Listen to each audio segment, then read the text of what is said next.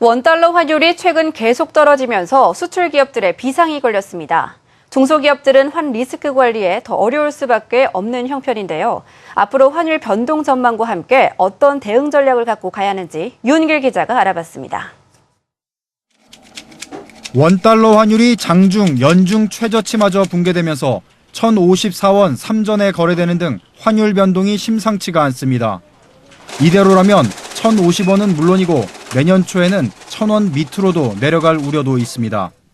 이는 미국의 돈풀기 정책이 당분간 지속될 가능성이 높은 데다 신흥국 중 상대적으로 무역수지 흑자를 내고 있는 우리나라로 달러가 유입되면서 원화 절상 효과가 나타나고 있기 때문입니다.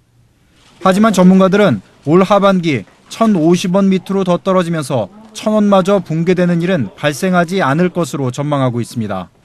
최근 원달러 환율이 연중 최저점인 1,050원에 근접하면서 하방 경직성을 나타낼 것으로 보입니다. 따라서 연내에는 1,050원에서의 등락이 반복될 것으로 보이고요. 내년 2014년 상반기에는 양적 완화 축소 가능성이 다시 재부각되면서 원화 약세 움직임이 나타날 것으로 보입니다. 한마디로 큰 폭의 환율 하락은 일어나지 않을 것이라는 분석입니다. 그러나 우리나라는 대외 의존도가 높고 자본 유출입은 자유롭기 때문에 환 리스크에 그대로 노출되어 있어 기업들은 환율 변동을 대비하는 것이 좋습니다.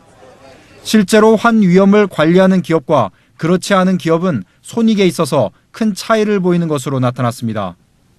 회사의 재무부서와 CEO, CFO께서는 환위험 관리에 대한 정확한 인식이 필요합니다.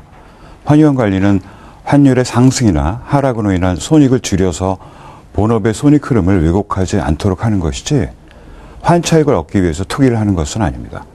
환위험 노출 금액을 최소화시켜서 일정한 기업 가치를 유지하는 것을 경영활동의 중요한 목표로 삼으셔야 됩니다.